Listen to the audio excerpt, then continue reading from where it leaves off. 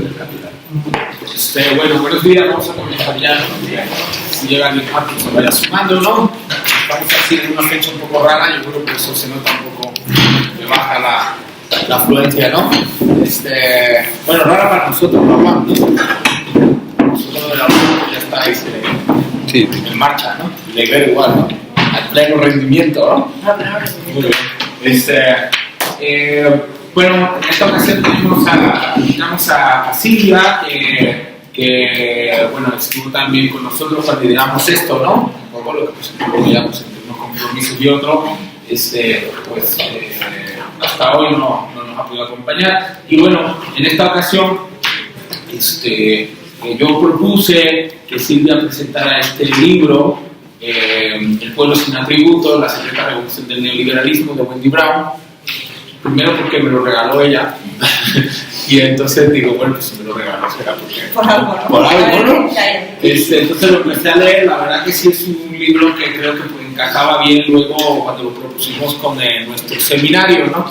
En el seminario que ya va adquiriendo cierto perfil, ¿no? Cierta claridad o vamos encontrando ciertas líneas. Y creo que este libro puede contribuir a eso, ¿no? Es un libro que, bueno, creo también que la trayectoria de Silvia, pues, contribuye de alguna manera a que lo podamos discutir o a que ella lo presente, ¿no? Bueno, ella es filósofa por la Autónoma, ¿no? ¿Vale?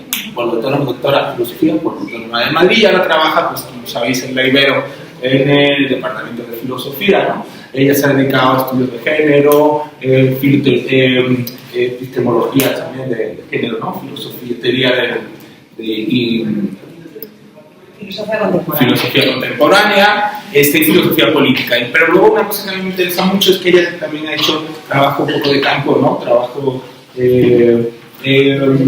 Has trabajado con mujeres migrantes también, ¿no? Has hecho estudios empíricos. Entonces, bueno, aunque es filósofa y tiene ese hábitus, digamos, también esa parte, digamos, del trabajo de campo empírico está ahí presente.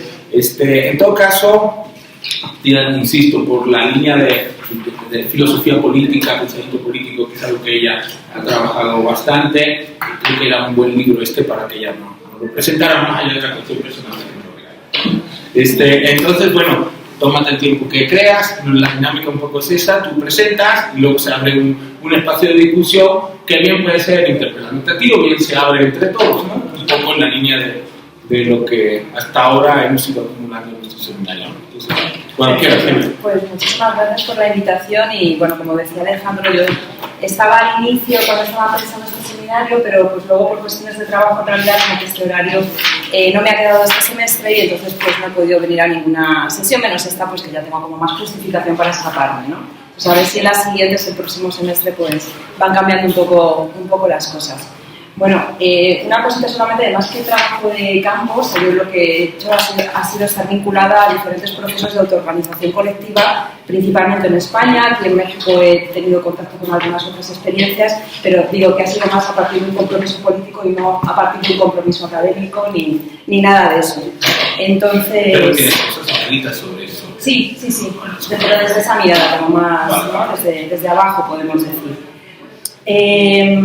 Bueno, el libro de Wendy Brown lo habéis podido leer, lo habéis podido ver. Yo creo que es un libro que ofrece un meticuloso y un complejo análisis del neoliberalismo y que justamente es un análisis que quizá nos falta muchas veces hacer. Es decir, que el pensador que más se había acercado a hacer este tipo de análisis es Foucault, y Wendy Brown va un poquito más lejos, ¿no?, de Foucault. Creo que justamente necesitamos estos diagnósticos más innovadores. Y también, bueno, yo creo que aquí en Latinoamérica es diferente el uso que se hace de Foucault, o quizá no tanto diferente, sino que es un uso menor, no se piensa tanto desde Foucault, y quizá eso tiene que ver con algo que la propia Wendy Brown plantea en el libro, y es que el neoliberalismo aquí en Latinoamérica y en otros lugares ha tenido una manera de implementación distinta, más a partir de la represión, de la imposición y de la violencia, y no tanto ese neoliberalismo o ese tipo de poder suave que Wendy Brown está planteando. Entonces, no sé cómo veis, pero quizá esa podría ser una explicación de por qué Foucault aquí no se lee tanto o no cuaja tanto a veces, ¿verdad? Entonces, bueno, independientemente, si está en esa versión del poder suavizado del norte global o en la versión, digamos, más represiva y violenta de otros lugares, lo importante y lo que me parece claro que nos deja Wendy Brown es que estamos asistiendo a una mutación del mismo concepto de ser humano. Una mutación del mismo concepto de ser humano como homo o economicus, y que esta mutación se está produciendo con mayores o con menores resistencias. Wendy Brown también menciona que en los casos en los que el neoliberalismo se impone desde esa mano dura, la resistencia ha sido mayor. La resistencia ha sido mayor y que, sin embargo, en los lugares donde se ha impuesto desde esas formas de gobierno más blandas, la resistencia ha sido menor, como que ha habido una identificación mayor entre la subjetividad y el propio poder. Entonces, pero lo importante es eso, que asistimos a esa mutuación del mismo concepto del ser humano. Creo que tenemos que leer todo el libro de Wendy Brown desde la inquietud que plantea al final del libro, justamente. Al final del libro nos dice la gran pregunta de si puede la izquierda ir más allá de la mera resistencia en este escenario que estamos habitando. Es decir, puede crear hoy en día la izquierda un orden alternativo. Podemos abrir nuevos imaginarios de vida en común, diríamos con otras palabras que no son exactamente las de Wendy Brown, pero esta pregunta es absolutamente clave. Si podemos salir más allá de esta posición meramente resistencialista e incluso de contención. Entonces, con esa pregunta de telón de fondo, voy a repasar buena parte de su argumento para llegar de nuevo a esta pregunta al final. Entonces, para ello voy a tratar primero las rupturas teórico-políticas de partida que me parece que se dan en su propio planteamiento. Hay como una serie de rupturas teórico-políticas que ahora vamos a ver que se producen en su planteamiento. En segundo lugar, su mismo diagnóstico del neoliberalismo. ¿Qué es lo que piensa ella o cuáles son las cualidades novedosas, innovadoras que ella nos está planteando? En tercer lugar, la discusión que mantiene justamente con Foucault, cuáles son, digamos, las críticas que ella está haciendo al análisis de Foucault. En cuarto lugar, la cuestión de género que plantea cómo ella vincula el problema del homo politicus también al problema del género. Aquí hay una cuestión absolutamente clave que vamos a ver. Y en último lugar, veremos lo que ella llama su apuesta, lo que podemos llamar su apuesta política. ¿Cuáles son, digamos, las inquietudes políticas que Wendy Brown nos está dejando ahí, que nos está poniendo sobre la mesa para el debate? Bueno, entonces, retomando las rupturas de partida. Wendy Brown lo que va a hacer es discutir algunos aspectos del sentido común, más bien de los análisis, del sentido común en torno al neoliberalismo. El primero de estos sentidos comunes tiene que ver con que ella no piensa que el neoliberalismo se trate de un proceso de mercantilización. Muchas veces hablamos de la mercantilización de la universidad, hablamos también de la mercantilización de los cuidados, hablamos también de la mercantilización de lo público, ¿verdad? Pero, sin embargo, dice Wendy Brown que este fenómeno no permite comprender la captura neoliberal, que no pasa siempre por la monetarización. No pasa siempre por la monetarización porque hay inversiones que hacemos que en un principio no implican, por ejemplo, dinero y que en un futuro tampoco ni siquiera nos garantizan que podamos obtener un rédito también económico. Por ejemplo, pensemos en los becarios que trabajan gratis o por un salario muy bajo y que en ese momento, ¿verdad?, no obtienen ningún intercambio monetario y que, sin embargo, lo que están haciendo es producir, digamos, más valor en su currículum, ¿verdad? Están haciendo una inversión que permite engrosar su currículum. Bueno, esto es lo que Wendy Brown dice que no podemos entender si pensamos en un neoliberalismo solamente como mercantilización. Entonces, justamente sacar el análisis del neoliberalismo de ese lugar común de la mercantilización. Esa sería la primera ruptura. La segunda ruptura tiene que ver con que para Wendy Brown es posible separar el binomio entre democracia y capitalismo. Parecería que hemos llegado a identificar completamente la democracia con el capitalismo. Wendy Brown lo que nos está proponiendo, que no sé si lo plantea de manera tan directa o más bien lo deja como algo para justamente que pensemos, es la posibilidad de una democracia que no esté vinculada con la lógica neoliberal. Una democracia que pueda desvincularse de ese binomio que parece que se ha convertido en algo incluso natural, ¿verdad?, en los regímenes políticos. Esa sería la segunda ruptura. La tercera ruptura tiene que ver con que para Wendy Brown el neoliberalismo no implica menos Estado. Esto es absolutamente clave porque para ella no se trata de que el neoliberalismo, el poder económico, lo que va haciendo es conquistar cada vez más la política, sino que más bien lo que hace es generar otro tipo de Estado, que es diferente. No es que está la política sediada por la economía, sino más bien que hay una reorganización y una reestructuración de la misma estructura del Estado y de las relaciones del Estado. Y esta idea de que no se trata de que haya menos Estado, sino que hay otro tipo de Estado, podemos decir, implica cuestionar dos presupuestos clásicos en la teoría política. Uno de ellos es que la lucha debe darse siempre en el ámbito transnacional, dado el contexto del capitalismo global, que serían las tesis de Imperio, por ejemplo, de Michael Hart y de Tony Negri, ¿verdad? Entonces, una sería esa, y la otra sería la tesis de que necesitamos más Estado para contener mejor el desborde de la economía. Dado que tenemos una economía, ¿verdad?, que está desbocada, que se ha desbordado, entonces lo que tendríamos que hacer es reforzar el Estado para poder contenerla. Pero claro, desde esta hipótesis de que lo que está sucediendo es una reorganización, la imposición de una nueva racionalidad neoliberal sobre el propio Estado, entonces no tiene sentido ninguno de estos dos presupuestos. La otra ruptura que opera Wendy-Brown es que va a romper tanto con las explicaciones meramente economicistas del marxismo, es decir, se va a cuestionar, como ha hecho la teoría política también más contemporánea, justamente esas relaciones, esa perspectiva más economicista, y toda la retórica que tiene que ver con la lucha de clases va a quedar en suspenso también. Ahí hay una pregunta abierta, ¿no?, de qué es lo que viene luego entonces, pero va a romper con eso, con esa perspectiva economicista, pero también con la explicación Foucaultiana que, dice Wendy-Brown, renuncia a introducir en su análisis los mandatos e imposiciones capitalistas. Esto ahora volveremos también a esta cuestión de con Foucault, ¿verdad? Pero entonces no nos quedamos ni en el reduccionismo economicista, ni tampoco nos quedamos en el olvido de las imposiciones y mandatos capitalistas que estaría operando Foucault. Entonces, para Wendy-Brown esto es absolutamente fundamental porque se trata de comprender no solo las relaciones entre el sujeto, el Estado y la economía, sino también cómo esas relaciones impactan directamente en la misma posibilidad de supervivencia de la democracia. O sea, para Wendy-Brown en Foucault no hay una pregunta sobre la democracia que ella sí quiere rescatar. Es como toda esta racionalización del neoliberalismo está impactando directamente en la misma posibilidad de la democracia.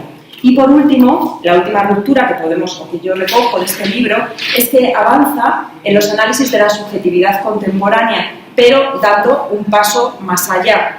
No se trataría solamente de los análisis liberales, es decir, de ese sujeto que está movido por intereses propios, por intereses egoístas, sino también va más allá de los análisis de la gubernamentalidad de Foucault. Va a plantear justamente un desplazamiento del homo economicus, que es ese sujeto que estaría sometido a la economía completamente, que sería, digamos, un útil para la economía, un sujeto que está permanentemente siendo utilizado para la economía, dispuesto para la economía. Se pasaría de eso al capital humano, es decir, un sujeto que está completamente capturado por la lógica de la inversión. Ya no se trata solamente de si somos útiles o no, sino de la imagen que ya recupera el portafolio, ¿verdad? Hacerte el portafolio donde te conviertes en un inversor de ti mismo. Ese es el salto que ella da, o sea, más allá del sujeto liberal, más allá también de la gubernamentalidad de Foucault, daríamos un pequeño paso más allá para comprender el escenario actual. Bueno, entonces tenemos por tanto de partida 5 rupturas. La primera es la de no definir el neoliberalismo como mercantilización, la segunda es la de romper el binomio democracia-capitalismo, con la idea y la pregunta abierta de si es posible recuperar la democracia, la tercera es romper con la idea de que el neoliberalismo implica menos Estado, la cuarta, ir más allá, tanto de Marx como de Foucault, y la quinta, comprender el paso del homo economicus al capital humano. ¿Vale? Esas serían las 5 rupturas, que las quería plantear en un inicio con una intención también concreta, y es que me parece que el libro de Wendy-Brown, una de las aportaciones más importantes es justamente que nos permite desplazar algunas de las categorías políticas clásicas con las que estamos analizando nuestro mundo. La idea sería justamente que necesitamos este desplazamiento para poder comprender lo que está sucediendo. Entonces, leer el libro de Wendy-Brown desde ahí, desde una inquietud por mirar y nombrar el mundo de otro modo, mirar y nombrarlo porque el mundo ha cambiado y por tanto necesitamos también nuevos nombres y nuevas categorías políticas. Habría que ver hasta qué punto la izquierda está abierta a esta interpretación y a este desplazamiento. Entonces, bueno, ahí dejo esta cuestión de las rupturas, que las dejamos también ahí como horizonte. Entonces, ¿Cuál es el diagnóstico que hace Wendy Brown? O sea, ¿cuál es su comprensión del propio neoliberalismo? ¿En qué consiste el neoliberalismo para ella? Bueno, lo primero es que las críticas que ella plantea que se hacen al neoliberalismo, las críticas clásicas, que serían pues, el aumento de la desigualdad, el neoliberalismo lo que haría sería aumentar la desigualdad, que el neoliberalismo permite comercializar inmoralmente con cosas, ahí tenemos como todo este problema de los vientres de alquiler, ¿verdad? Que las corporaciones intervienen en las decisiones políticas y que estamos en manos de la economía financiera que se ha desligado completamente de la economía real. Ella dice que todas estas críticas en realidad no consiguen y no logran dar cuenta y nombrar la lógica neoliberal. Si estas críticas clásicas no logran nombrar la lógica neoliberal, entonces, ¿cómo podemos entenderlo entonces? ¿Cómo entiende Wendy Brown todo lo que está sucediendo? Bueno, aquí voy a recoger algunas claves que están diseminadas a lo largo de todo el libro, ¿vale? Yo he sintetizado en estas, podríamos seguramente sacar más, porque el libro tiene un montón de aristas, que es muy complejo, pero yo creo que para tener un mapa así de inicio nos puede servir esto. Entonces, la primera clave que recojo de su comprensión del neoliberalismo es que entiende que el neoliberalismo conlleva un esquema de valorización que lo que hace es homogeneizar la realidad además a nivel planetario, un esquema de valorización que homogeneiza la realidad y que la ocupa completamente, pero, y esto es importante, al mismo tiempo Wendy Brown no lo piensa como algo unificado ni como algo idéntico a sí mismo. Es fundamental que para ella el neoliberalismo tiene expresiones históricas variables y tiene concreciones diferenciales. Es decir, hay una historia del neoliberalismo y hay una concreción que tiene que ver con los distintos lugares en los que el neoliberalismo se implementa. Entonces, esto, con algunas compañeras en otro momento, pues lo decíamos de otro modo, que es que tenemos una misma lógica que se despliega de modos diferentes según realidades singulares. Tendríamos una misma lógica que sería la lógica neoliberal, pero sin embargo eso no nos puede hacer olvidar que esa lógica se despliega y aterriza, digamos, de modos muy distintos, que tienen que ver con las realidades singulares que se habitan en cada lugar. Claro, esto chocaría tanto con la comprensión usual de que el neoliberalismo lo que hace es uniformizar completamente, ¿verdad? Pero también chocaría con la idea de que las realidades son tan distintas que están completamente desconectadas entre sí. Y yo creo que esto es fundamental, por ejemplo, aquí en el caso de México, porque quizá la realidad tan dura que vive México, la realidad tan especial y también la localización geoestratégica, ¿verdad?, en muchos sentidos, quizá eso hace muchas veces que nos olvidemos de la conexión de México con otros fenómenos a nivel global, con otros fenómenos a escala planetaria. Se mira mucho a Estados Unidos, ¿verdad?, y hay análisis en torno a las relaciones con Estados Unidos, pero a nivel global parecería que, bueno, es que nuestra realidad es absolutamente distinta, ¿no? Entonces yo creo que esta idea de hay una lógica que es la misma, pero que se despliega de maneras diversificadas, es clave para entendernos en un entramado también más amplio, en un entramado de interdependencias, podemos decir, globales. Bueno, entonces esta cuestión, ese primer punto, esa primera clave de la historicidad, la variabilidad, las formas distintas del capitalismo. En segundo lugar, Wendy Brown piensa que no hay una verdad del neoliberalismo. Esto me pareció también clave porque ella lo que nos dice es, creemos que este momento, ¿verdad?, es el momento absoluto, el momento único y sin embargo este no es el momento más verdadero del neoliberalismo. Y esto significa algo fundamental y es que no hay un plan predefinido. Si este no es el momento más verdadero, entonces es que no hay un plan predefinido. Podemos ir a mejor o podemos ir a peor. Digamos que el escenario está abierto.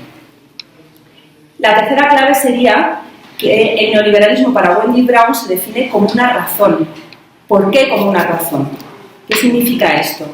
Pues para ella no se trata solo del desarrollo de políticas neoliberales, es decir, no se trata de privatizaciones, no se trata de la bajada de los salarios, no se trata de la restricción de derechos, no se trata tampoco del expolio, no se trata de las normativas urbanas, es decir, no se trata solamente de todas esas políticas, sino que tiene que ver con un tipo de relación y de organización que implica a los estados y a las personas.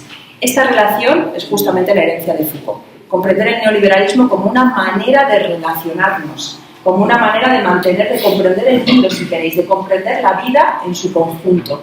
Por eso, el neoliberalismo para Wendy Brown no son solo políticas, sino que es también una racionalidad.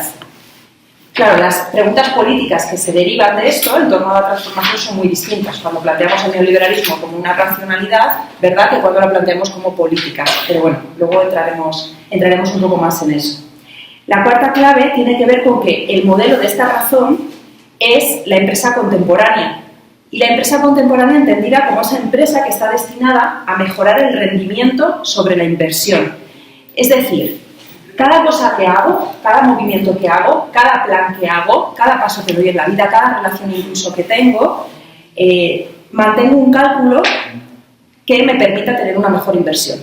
Es decir, implica un cálculo. Y esto lo vemos tanto en el trabajo, como en la universidad, como en el mismo amor, ¿verdad? Hay, digamos, toda una idea de la inversión y del cálculo que se están extendiendo a una serie de esferas de la existencia que antes quedaban por fuera del capital. Ahora el capital humano incluiría estas esferas. Entonces, todo, digamos, calculado y todo dentro de esta operación de inversión. La quinta clave que nos deja Wendy Brown es que esta racionalidad neoliberal puede convivir con medidas progresistas.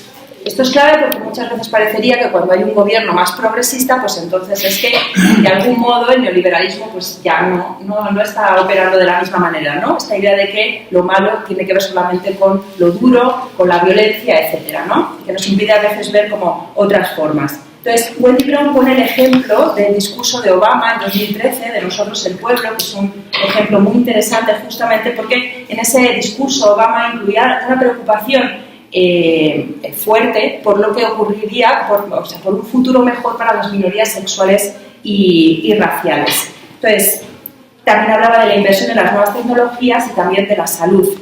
Y, sin embargo, todo eso se enmarcaba dentro de un mismo argumento. Es decir, vamos a apoyar a las minorías sexuales y raciales, pero dentro de el argumento de que van a contribuir al crecimiento económico y van a mejorar la competitividad del país.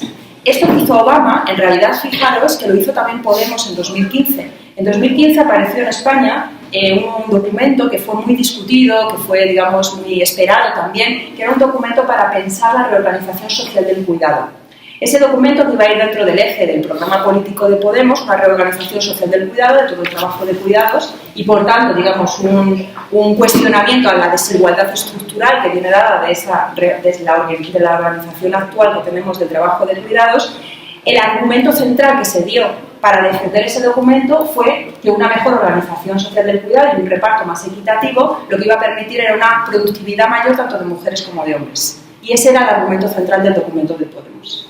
Entonces, como dice Wendy Brown, en el caso tanto de Obama como en el caso este que estoy comentando de Podemos, aunque hay un buen motivo, como por ejemplo el motivo de ganarse a la oposición, ¿verdad? Y de intentar como ser incluyentes y que no se nos espanten, aunque haya ese buen motivo, la cuestión es que centrar el discurso en esto olvida que es precisamente el crecimiento económico como dogma de gobierno lo que hay que combatir. Es justamente ese dogma que se ha convertido en central, que se ha convertido en la racionalidad, lo que hay que combatir. Si lo que hacemos es decir que todo lo que estamos operando tiene como fin último justamente la mejor competitividad, no estamos saliendo de ese paradigma.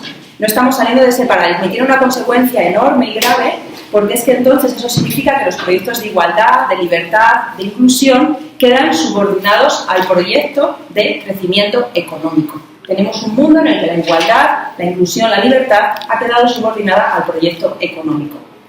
Y la última de las claves para comprender la manera en la que Wendy Brown entiende el neoliberalismo es que como hemos mencionado, no se impone necesariamente a través de violencia, sino de un poder blando, basado en el consenso y en el convencimiento. Esta idea del poder blando, basado en el consenso y el convencimiento, creo que es muy, muy importante, ¿verdad? Porque nos permite entender las lógicas que operan en la vida cotidiana, las lógicas con las que nos movemos cuando no estamos en escenarios de represión, en escenarios de violencia, en escenarios de imposición, ¿verdad? Es decir, se trata de pensar desde otro paradigma del poder. Sin embargo, al final voy a lanzar alguna cuestión en relación a si este tipo de poder no está también mutando. Es decir, si este paradigma del poder blando no está sufriendo también algunas transformaciones. Entonces, por tanto, el neoliberalismo es un orden de la razón que rige todo. Rige los valores, rige las culturas, rige las prácticas y la manera en la que medimos cada dimensión de la vida. Esta cuestión del cálculo, ¿verdad? Imponemos esta lógica de la inversión en cada cosa que hacemos. Calculamos cuál es lo que vamos a obtener a partir de cada movimiento en nuestra vida. ¿Cuál es la diferencia que Wendy Brown ve entre esta lógica, entre esta racionalidad neoliberal y el liberalismo? Pues voy a resumirla solamente en 3 puntos. Ella es algo a lo que le dedica también mucho porque, bueno, es una discusión importante, ¿verdad? Y, bueno, yo he rescatado estos 3 puntos, luego podemos ver si se puede añadir alguno más. La primera diferencia entre el neoliberalismo y el liberalismo sería la misma capacidad del neoliberalismo, la misma capacidad, expansiva del neoliberalismo. El neoliberalismo estaría alcanzando prácticas y fisuras del deseo antes inimaginables. Es decir, antes había deseos, había vidas, si queréis, había experiencias, había ámbitos que quedaban por fuera de esa extensión del neoliberalismo. Hoy en día no quedaría nada por fuera. Aquí vemos, por ejemplo, las dimensiones del cuidado, justamente como el cuidado también está empezando a entrar dentro de esa lógica neoliberal, y el sexo también. Bueno, esto sería como algo a pensar, pero todo lo que tiene que ver con la industria del sexo, pero también con todas las relaciones, las páginas web, el no sé qué. Es decir, pensar en dimensiones, también la cultura, el ocio, ¿verdad?, que ahora están completamente capturadas por la lógica neoliberal y que, pues antes, digamos, quedaban por fuera o estaban sometidas a otras lógicas. Esto significa que el modelo de mercado se difumina en todas las esferas que configuran a los seres humanos. La segunda clave, la segunda distinción del neoliberalismo y el liberalismo tiene que ver con que esta expansión a todas las dimensiones de la vida tiene su historia.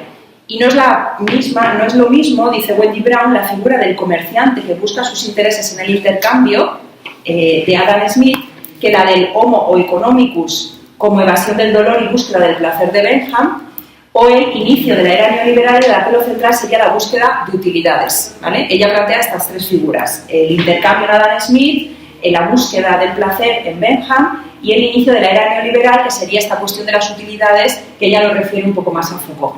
Dice, en la actualidad el sujeto se habría convertido en un empresario de sí mismo, habría dado un paso más, ¿no? Una autoinversión permanente de sí. Entonces, esta historización, estas diferentes figuras para ella marcan también una clave de distinción con el liberalismo. Y la tercera distinción es que el capital humano no tiene que ver solo con el capital productivo, con ser útil al capitalismo. No solamente tiene que ver con el capital productivo, sino con el capital de inversión. Es decir, se trata de mejorar nuestro portafolio en todos los ámbitos de la vida, ya sea teniendo más seguidores en Twitter, ya sea teniendo más seguidores en Facebook, ya sea subiendo más fotos a Instagram, ya sea con el entrenamiento, el culto al cuerpo, el ocio, la formación permanente, los cursos online, lo que queráis. Entonces, pensemos, por ejemplo, en el ámbito académico, cómo estamos entrando cada vez más en una lógica donde calculamos permanentemente los lugares de publicación, ¿verdad? Los lugares de publicación y las presentaciones de las investigaciones, que ya no las hacemos en cualquier lugar porque, obviamente, una nos da puntos y otra no nos da puntos para el CONACYT, en este caso, y la NECA, en el caso de España.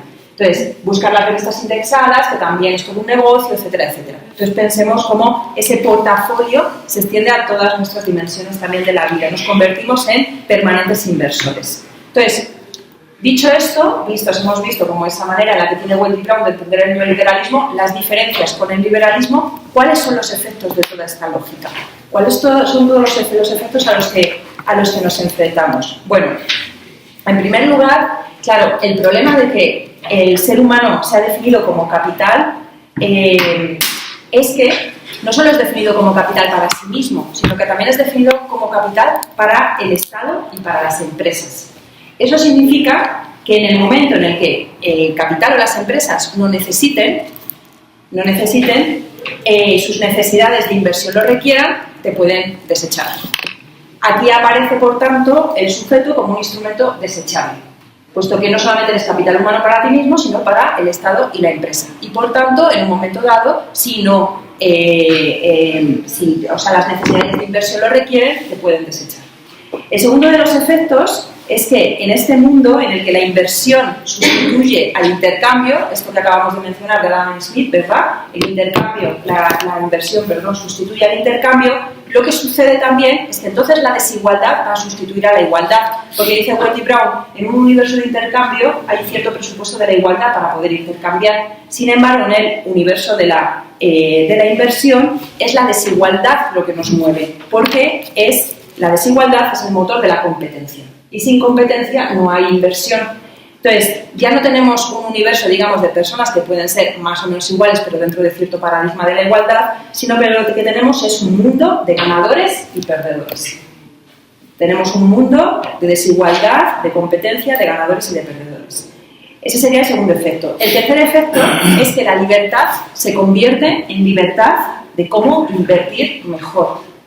La libertad es la libertad de cómo hacer nuestro portafolio mejor. Aquí el espíritu emprendedor reemplaza la producción. Ya no se trata de esa utilidad, ¿verdad?, para el capitalismo, sino de ser emprendedores de nosotras y nosotros mismos. La cuestión es que, el cuarto efecto, que todo esto, uno de los efectos que produce es que el sujeto, cuando es definido como capital humano, diluye la composición de clase. Puesto que cada cual es empresario de sí mismo, competimos con otros empresarios, ¿verdad? Y por tanto se diluye también la base analítica de la explotación y la misma organización de los trabajadores. Ya no tenemos una composición de clases, sino que lo que tenemos son distintos empresarios compitiendo entre sí. Y por tanto, ahí hablar de formas de explotación cuando no hay un lugar común y cuando no hay una organización, ¿verdad?, de los trabajadores, pues parece difícil. En quinto lugar, otro de los efectos es que la universidad, ella le dedica un capítulo entero a esta cuestión de la universidad, que es un capítulo fantástico. Entonces, otro de los efectos es que la universidad también se reorganiza. Como dijimos antes que se reorganizaba el Estado, pues se reorganiza también la universidad a partir de esta razón neoliberal. El conocimiento a partir de ahora no se va a buscar para desarrollar la capacidad de los ciudadanos, mantener la cultura, desarrollar una perspectiva crítica, si queréis, o crear diferentes formas de vida, ¿verdad?, sino para mejorar el rendimiento sobre la inversión. La universidad se convierte también en un lugar en donde seguir ampliando nuestro capital humano y donde seguir invirtiendo. La universidad, por eso, no vale solamente decir que se privatiza, sino que lo que sucede es que se reformula en términos de inversión y de cálculo. Elegimos tales cursos que nos pueden llevar a tal lugar, ¿verdad? Elegimos tales profesores que a lo mejor nos pueden dar una carta de recomendación para no sé qué. Toda esa lógica que reorganiza la universidad como un lugar que no solo se ha privatizado, sino que está completamente capturado por esta racionalidad. Otro de los efectos de toda esta lógica neoliberal es que la hegemonía del Homo economicus, y esto es clave en toda la tesis del libro, va a empujar la desaparición de la ciudadanía que se preocupa por el bien público. Es decir, es la desaparición de la política, para Wendy Brown. Esta hegemonía del Homo economicus supone la desaparición de la política. Se elimina la misma idea de pueblo. Se elimina la misma idea de pueblo como ciudadano, también formado, que es capaz de decidir, de participar, de darse soberanía a sí mismo, etc. Cuando el Estado se vincula solo al crecimiento económico y la competitividad global, ¿verdad?, las preocupaciones por la justicia y la democracia retroceden. Otro de los efectos, el último de los efectos, es que la racionalidad neoliberal elimina el buen vivir. El buen vivir entendido como algo más allá de la misma supervivencia. No hay lugar para el cultivo y la expresión de las capacidades humanas, de la libertad ética y política, de la creatividad o de la reflexión. El Homo economicus implicaría que no hay más aspiración que la aspiración económica. Por tanto, se elimina la idea del buen vivir. ¿Qué es buen vivir?, podríamos preguntar hoy. ¿Por qué no estamos haciendo esa pregunta? No estamos haciendo esa pregunta porque hay una realidad de supervivencia o de inversión permanente, ¿verdad? Todas nuestras energías están dirigidas a esa inversión permanente. Entonces, hasta aquí el análisis de Wendy Brown, que hace del neoliberalismo y que nos permite hacernos, esto es importante, con una nueva caja de herramientas. Yo entiendo el libro de Wendy Brown como una caja de herramientas. Todo esto que estoy contando es como una manera de mirar que nos permite tener nuevas herramientas. Entonces, dentro de esta caja de herramientas, y aquí pasamos a esta cuestión de la discusión con Foucault, encontramos todo lo que tiene que ver con esta teoría del poder y, en concreto, sobre la gubernamentalidad y el biopoder, que, como decía, pues es más útil para explicar lo que sucede en el norte global, donde la imposición se hizo de manera blanda, mediante la transformación de los discursos, de las relaciones, de las lógicas, etc. En estos contextos, justamente los del norte global, es donde, como decía al principio, se ha producido una identificación mayor entre el sujeto y el poder, donde parecería que ese poder blando ha tenido como efectos y, por tanto, la resistencia ha sido menor. El neoliberalismo para Foucault, como sabéis, es un arte de gobernar, y no se trata de gobernar menos, sino de gobernar mejor. O sea, estas ideas de que el gobierno más blando es el que gobierna menos, no es eso. No es que de repente haya más libertad, sino que hay una reconfiguración de la misma idea de libertad.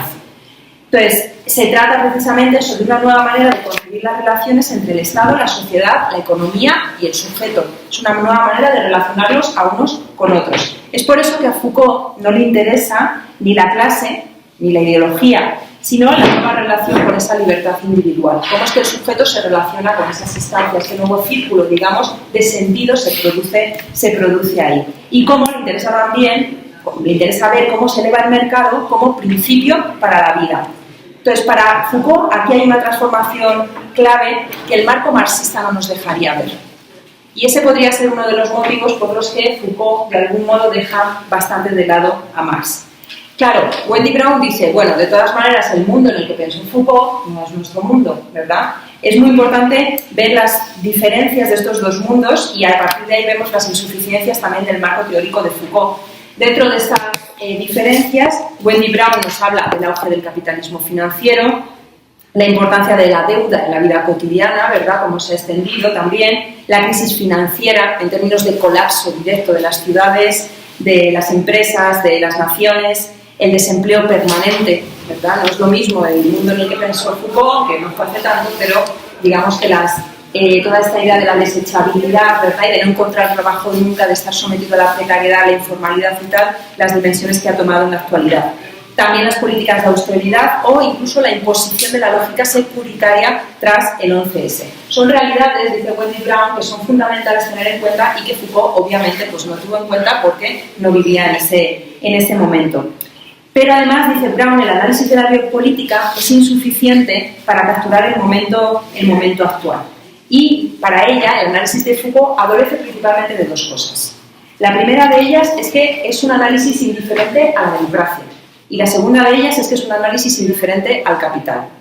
Dice que es indiferente a la democracia porque la mirada de Foucault es una mirada sobre lo que les pasa a los sujetos individuales y los modos en los que son gobernados, pero no de las luchas compartidas.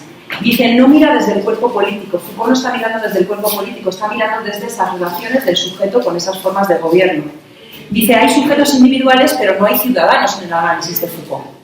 Dice, y esta ausencia de una mirada desde el cuerpo político hace que ignore precisamente la pregunta tan importante para Wendy Brown de cómo la racionalidad neoliberal lo que está haciendo es justamente impactando en la democracia hasta el punto de destruirla. Entonces, como Foucault se centra en ese análisis del sujeto individual y no parte desde el cuerpo político, entonces no puede pensar esta cuestión de la democracia que dice Wendy Brown, que además es justamente lo que está operando el Homo economicus, ¿verdad? Esa razón neoliberal, lo que estaría haciendo es justamente destruir esa idea de democracia. Entonces, por una parte, esa indiferencia a la democracia de Foucault y por otra parte, para Brown es un límite también el rechazo del marxismo de Foucault, que le hace desdeñar al capitalismo como una fuerza histórica y social. Foucault estaría, digamos, dejando de lado esa idea de que el capitalismo es una fuerza histórica y social, que, por supuesto que dice Wendy Brown, se trata de un orden de la razón, pero no se puede reducir a esto. No solo sería un orden de la razón. Para Wendy Brown, el neoliberalismo, necesita hacer circular verdades, creencias, determinaciones subjetivas, pero no hay que olvidar, dice Wendy Brown, los imperativos sistemáticos del capitalismo. Es decir, hay impulsos, ella habla de impulsos que tienen que ver con abaratar la mano de obra, el crecimiento económico, someter la vida al empleo, etcétera, que el capitalismo no va a abandonar y que ningún discurso puede negar, dice Wendy Brown. Entonces habría esos impulsos, podemos decir, ese mundo que crea el propio capitalismo que Foucault estaría de algún modo desdeñando, o que estaría, digamos, no teniendo suficientemente en cuenta. Para Brown, por tanto, hay que unir a Foucault con las tesis de Marx de que la libertad justamente se da en un determinado mundo. La libertad siempre se da en un determinado mundo. Y en este mundo se trata de un mundo dominado por la explotación y por la producción. Eso, por una parte, entender esa tesis de Marx, juntar a Foucault con Marx en ese sentido, dice, y rescatar también la figura del homo politicus, para que el proceso de su derrota, la derrota del homo politicus, de la posibilidad política, no llegue a consumarse. Bueno, llegadas aquí entonces, es importante, pero como hemos abierto ya esta cuestión también del homo politicus, cuál es la relación del género con el Homo politicus, el análisis del género que hace Wendy Brown con relación al Homo politicus. Bueno, es cierto, a mí me sorprendió que le dedicase tan poco a esta cuestión, cuando es algo que ella misma dice que es absolutamente clave para comprender el neoliberalismo. Pero aunque es un análisis, digamos, un poco pequeño, que no le da tantísima importancia, sin embargo es absolutamente central. Las tesis que plantea, bueno, son tesis muy importantes. Porque, bueno, ella retoma...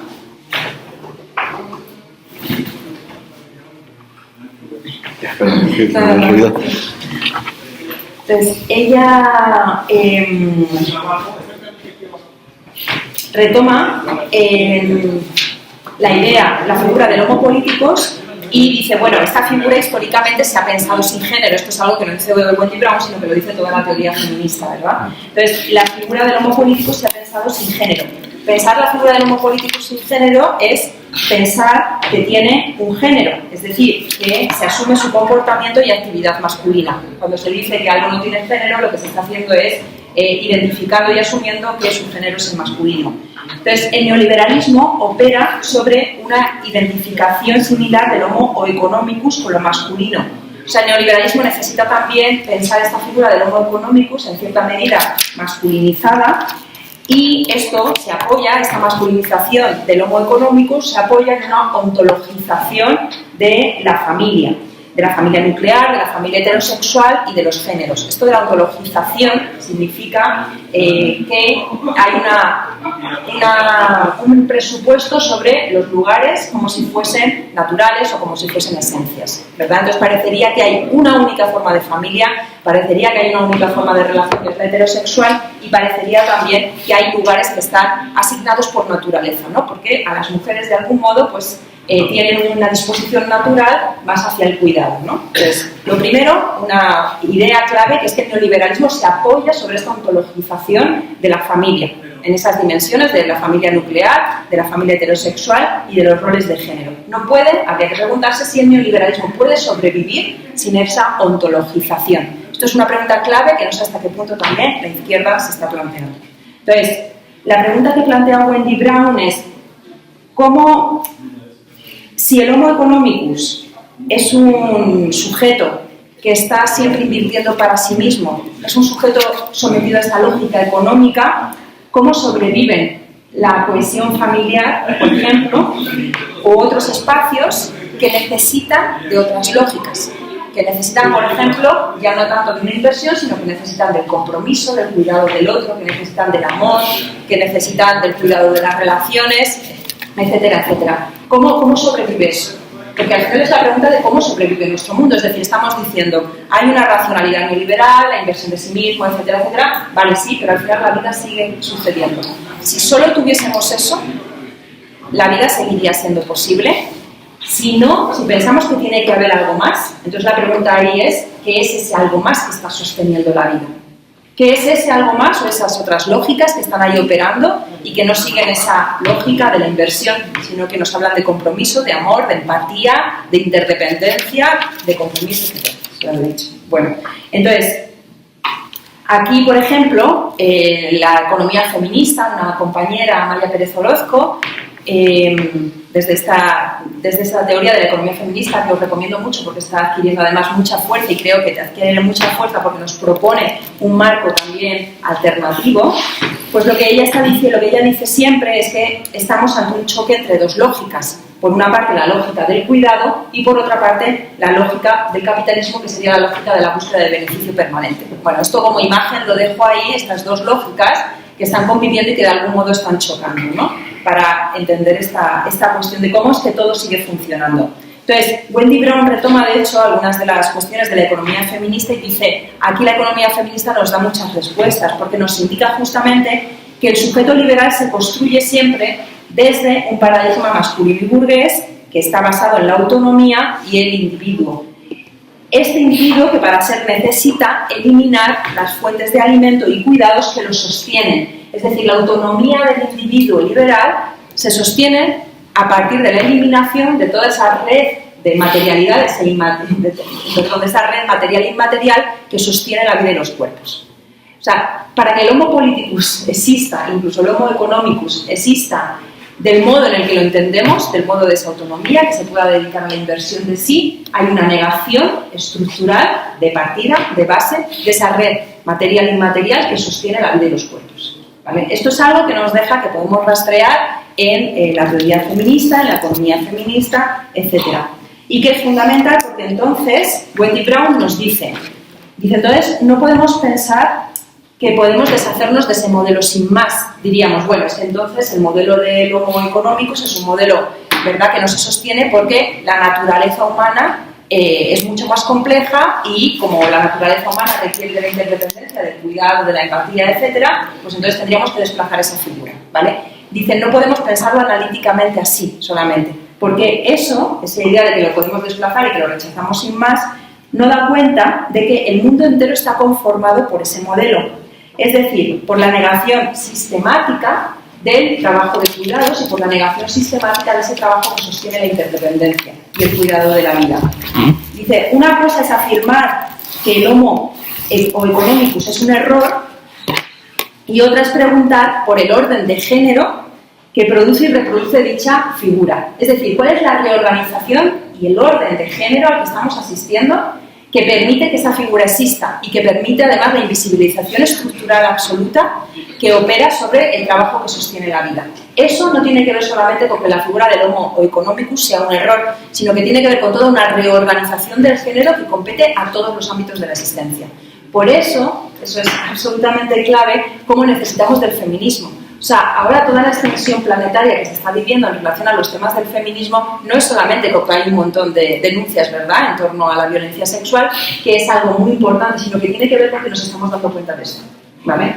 Por eso vamos a necesitar el feminismo y queramos o no, va a ser, digamos, la teoría a partir de la cual vamos a adquirir un marco explicativo mejor de la realidad, porque nos permite ver esferas y cosas que otras teorías políticas no nos dejan ver. Entonces, pues, ¿cómo está reorganizado el mundo, la vida, la existencia desde el género para que suceda todo esto? Entonces, algo clave, fundamental, por supuesto, para entender esta organización, este mandato de género, podemos decir también, es que el trabajo del hogar, el trabajo del cuidado, el trabajo comunicativo que se ha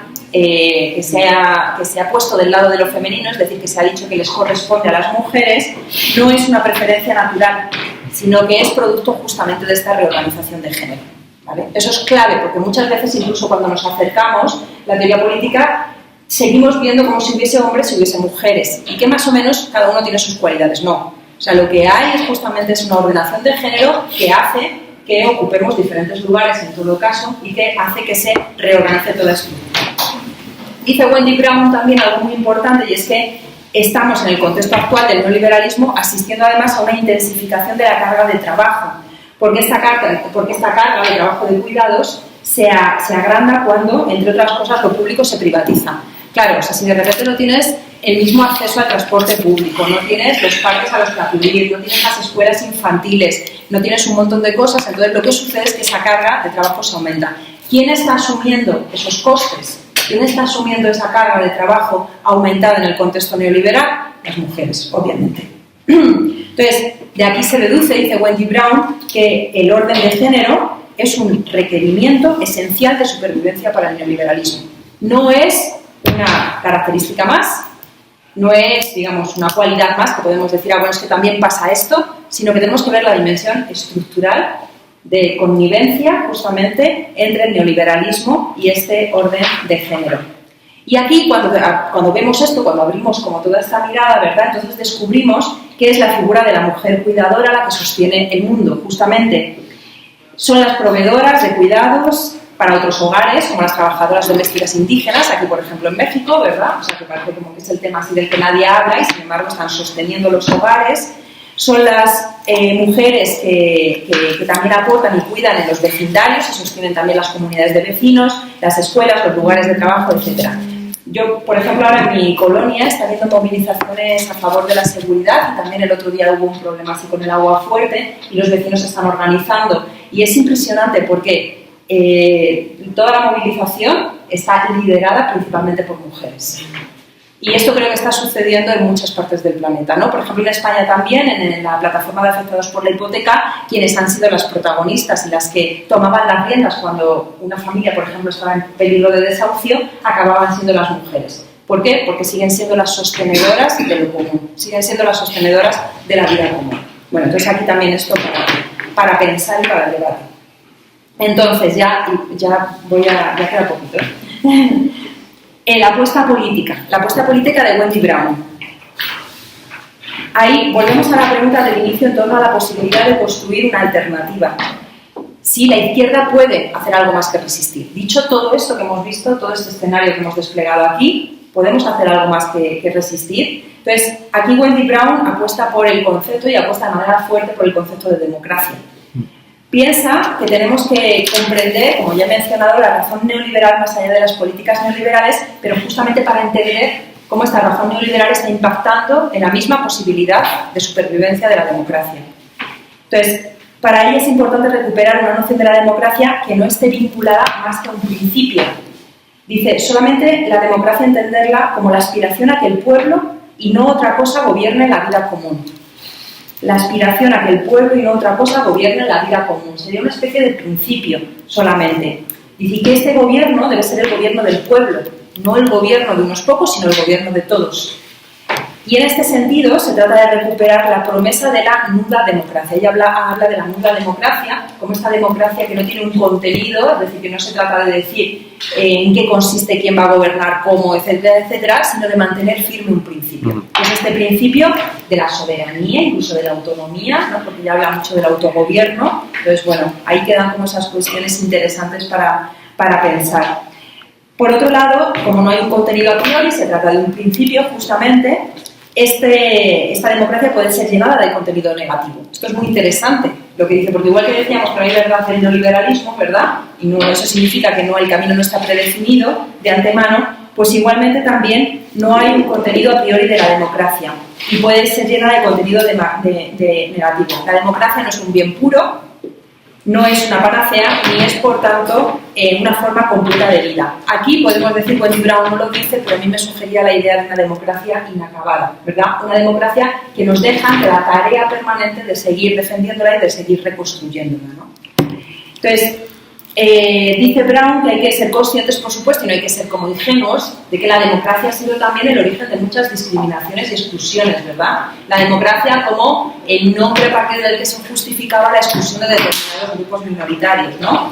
O desde el que se ejercía determinados tipos de control. Pero dice Wendy Brown que también es cierto que la democracia ha servido como un significante universal para disputar su sentido también desde estas minorías, ¿no? Por ejemplo, para exigir tomar parte. Queremos también las personas migrantes tomar parte dentro de la participación política y dentro de los derechos que nos corresponden. Entonces, aquí Brown se va a preocupar por no abandonar este lugar de lo universal. Para ella es muy importante no abandonar la disputa universal. Y esto me parece clave también en relación a la política. Pensar una política que ya no es la política clásica, pero que al mismo tiempo no renuncia a la disputa de lo universal. Y para Brown también esta idea de la promesa de realización de los principios democráticos, esa firmeza, digamos, en esa defensa de los principios, es lo que va a poner en peligro la racionalidad neoliberal. Para ella es la posibilidad de ruptura con esa racionalidad neoliberal. Es lo que puede servir para contener las fuerzas antidemocráticas.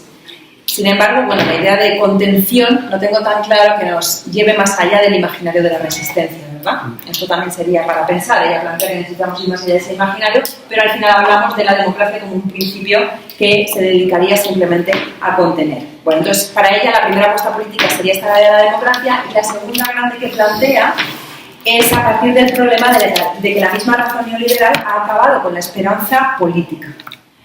Ha acabado con la esperanza política. Dice que la idea de que otro mundo es posible no tiene ya cabida en este mundo. Es esta frase de Jameson, ¿verdad? Tan famosa de que es más fácil imaginar el final del mundo que el final del capitalismo, ¿no? La idea de otro mundo posible no tiene cabida en este mundo. Hay una pérdida de fe en las capacidades humanas, en lo que podemos hacer juntas y juntos para cambiar las cosas. Entonces, dice Brown que este abandono justamente de la posibilidad de una vida mejor, de una vida buena para todas y todos, es justamente el triunfo de la razón neoliberal, y que por tanto, como es precisamente una expresión, un síntoma del triunfo de la razón neoliberal, la tarea clave de la izquierda sería contrarrestar la desesperanza. Entonces tenemos democracia como principio, como nuda democracia y no como contenido, y por otra parte esta idea de contrarrestar la desesperanza y recuperarla de algún modo. Claro, estas dos cuestiones, si os dais cuenta después de todo lo que nos ha dicho y de toda la pregunta que ha abierto, son como cuestiones como si reculas un poquito hacia atrás, ¿verdad? Como si la misma disposición del escenario tan arduo y tan terrible, como si al final del libro dijese, bueno, es que tampoco podemos hacer más que intentar recuperar la esperanza, ¿verdad? Y partir de un principio. Entonces, aquí yo ya para terminar voy a plantear algunas cositas, esto ya más para el debate, que tienen que ver con esto que acabo de decir. Bueno, aquí hay preguntas fundamentales que nos deja, que es, por ejemplo, ¿qué significaría recuperar la esperanza hoy para nosotras y nosotros? O sea, ¿en qué podría consistir esa esperanza, verdad? Y una esperanza además común, no una esperanza individual, sino una esperanza como proyecto colectivo de vida. ¿Es posible pensar eso? ¿Es posible retomar esa esperanza? Entonces, bueno, dicho esto, planteada esta pregunta tan fundamental que nos deja, hay dos aspectos que creo que podríamos estirar un poquito más en su pensamiento. O sea, tomar a Wendy Brown y llevarlo un poquito más allá en este punto donde ella parece recular un poco, ¿verdad?, en las apuestas políticas. El primero de ellos, de estos aspectos, tiene que ver con que, pese a intentar ir más allá de Foucault y mencionar las diferencias entre el mundo de Foucault y el nuestro, su análisis sigue gravitando principalmente en torno a esto que hemos dicho del poder blando, ¿verdad? Sin embargo, creo que cabe preguntarse si no estamos asistiendo a una mutación fundamental de esta hipótesis. Ella reconoce que el neoliberalismo se impone por diferentes medios en diferentes partes del mundo, ¿verdad? Lo he mencionado y ella es absolutamente consciente de eso. Pero, ¿y si en un futuro no tan lejano los sujetos desechables o el capital humano se convierten en sujetos directamente aniquilables? ¿Significa eso un cambio de modelo, del modelo del portafolio que hemos mencionado, del inversionista permanente, al modelo de la guerra, al modelo del refugiado permanente o del cuerpo tirado en la fosa? Este escenario quizá puede decirse que es muy específico de México, es verdad, pero, sin embargo, no se está viviendo en el norte global una vuelta a escenarios de represión y violencia donde la vida parece no importar. Hace poco estuve en Madrid justamente y estaba, bueno, yo soy en un barrio en el centro de Madrid de Lavapiés donde hay mucha población migrante. Justo cuando aterricé, la policía persiguió a uno de los chavales que se dedica a vender cosas en la calle por mera supervivencia. Hay mucha gente, sobre todo gente africana, que no le queda otra opción, ¿verdad? No tienen papeles y demás, entonces están por el centro de Madrid y por diferentes partes vendiendo. Este chico, pues muchas veces la policía llega y les persigue, ¿verdad? Ese día a este chico le persiguieron, llevaba 12 años en el país y no había tenido papeles, y ese día, tras la persecución tan dura, sufrió un infarto cardíaco y murió. Entonces, esta idea murió y de repente esta sensación también de que la vida en los países del norte global también está dejando de importar, ¿verdad? Parecería que la vida puede desaparecer sin más. Entonces, no se está viviendo en el norte global una vuelta a escenarios de represión y violencia donde la vida no importa, y con México no aprendemos precisamente que después de que la vida no importa viene la vida aniquilable. Quizá la insuficiencia de los análisis del biopoder de Foucault que Brown está detectando tiene que ver con la dimensión negativa de la muerte que se nos está colando, ¿verdad? La idea del biopoder de Foucault tiene una idea también muy productiva, muy positiva de la vida. Dice, pero de la muerte no solo del cuerpo físico, sino también del sujeto que ha sido colonizado hasta la desaparición.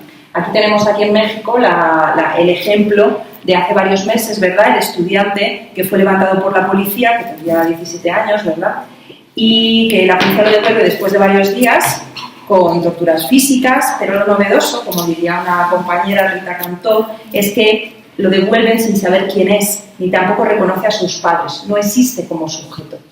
En esta idea de una aniquilación que no es solo física, que es también psíquica, hay un giro, una vuelta de tuerca, y esto que es, podemos decir, muy propio de México, pero no tiene que ver con lo que está pasando también en otros lugares del norte global. Bueno, eso lo dejamos ahí. Y por otra parte, la otra cuestión de la que quería tirar del hilo es la idea esta que plantea de la recuperación de la democracia como principio de negación a ser gobernados por otros. Mi pregunta es, ¿no es una idea de mínimos? ¿No es una idea de mínimos una renuncia casi a la política en el momento en el que las experiencias de democracia y las movilizaciones a favor de la democracia a nivel planetario han sido más extensas e intensas que nunca. Es decir, hemos asistido desde 2011, ¿verdad?, con la primavera árabe, a una serie de movilizaciones que jamás nos hubiésemos imaginado. La última, este 8 de marzo, con la huelga feminista, que aquí en México no se vivió tanto, pero bueno, igualmente ha sucedido en Argentina, en diferentes lugares de Europa, etcétera, etcétera. Entonces, esas movilizaciones, creo que tenemos que mirar qué nos están diciendo. ¿Qué nos están diciendo? ¿Nos están ya reformulando de algún modo la democracia? ¿Nos están dando ya pistas para que la democracia no sea solo un principio que defender, sino que nos dan ya como guías, como criterios para orientarnos? Entonces, justamente me parece que Brown no está tomando en serio su propia hipótesis política, en dos sentidos. Por una parte, que existe la posibilidad de que el homo politicus no sea finiquitado, que ya es lo que dice, precisamente, ¿no? Podemos paralizar como esta racionalidad neoliberal que está finiquitando el homo politicus. Entonces, ella nos habla de recuperar el sacrificio como ese suplemento que necesita el neoliberalismo para sobrevivir. Dice que una estrategia es preguntar quién debe sacrificarse, por ejemplo, cuando se preguntó ante la crisis de si se tienen que sacrificar los bancos o las personas, ¿verdad? Entonces ella ve ahí que el neoliberalismo necesita un suplemento que es el sacrificio para poder funcionar, ¿no? Entonces cuando preguntamos quién debe sacrificarse, entonces desestabilizamos eso, ese presupuesto. Entonces, pero de algún modo, si el homo politicus entonces sigue presente, es decir, siguen produciéndose esas desvinculaciones en relación al sacrificio, no debemos indagar qué nos están diciendo justamente ese homo politicus, cuáles son sus maneras de romper el pacto del sacrificio, cuáles son las maneras en las que hoy ya, de facto, se están dando esas maneras de romper el pacto del sacrificio. Es decir, cómo se producen otras experiencias de democracia directa, democracia popular, lo que queráis, ya en nuestro mundo. Y no están dotando ya de contenido esas experiencias a la democracia más allá de su vínculo con el capitalismo. Es decir, nos están ya dando pistas. Pues no encontramos ya ahí, quizá no sentencias o recetas definitivas, quizá no programas, ¿verdad?, políticos, pero sí directrices que van más allá del mero principio del autogobierno. Por ejemplo, la máxima de la huelga feminista, justamente, que se puso sobre la mesa de que la vida y no el mercado debe ser el criterio de organización socioeconómica. ¿Qué significa? ¿Qué significaría llevar a sus últimas consecuencias este criterio de que la vida y no el mercado debe ser la manera en la que organizamos el mundo entero? Entonces, ahí podemos encontrar, digo, esas pistas, esos criterios que no son fórmulas definitivas, pero que de algún modo nos orientan para repensar la democracia. Y en otro sentido, creo que Brown no está estirando lo suficiente su propia hipótesis por lo siguiente, porque ella misma plantea que la construcción del capital humano requiere de un orden de género y que el trabajo feminizado haría de pegamento justamente en un sistema que ataca la vida. Tenemos un sistema que ataca la vida y tenemos, digamos, toda una serie como de prácticas, de lógicas, de maneras que tienen que volver a pegarla, ¿no? A pegar la vida. Esto es la paradoja justamente del capitalismo. Pero entonces de aquí se desprende que ya de hecho en nuestro mundo existen formas, relaciones prácticas que son expresión de otra cosa. O sea, no solamente lo que acabo de mencionar de las movilizaciones que están reinventando de algún modo la democracia, sino que en el hacer cotidiano, en la práctica cotidiana, ya encontramos entonces formas de ser que no son ese homo economicus. Entonces, la pregunta sería ¿cómo se genera la interdependencia que sostiene la vida? O sea, ¿cómo se está dando ya de hecho esa interdependencia cotidiana permanente que está permitiendo que la vida se sostenga? La pregunta no sería, por tanto cómo recuperar la esperanza, sino cómo alimentar y cuidar esas experiencias cotidianas que son ya la creación de otra cosa distinta al capital humano.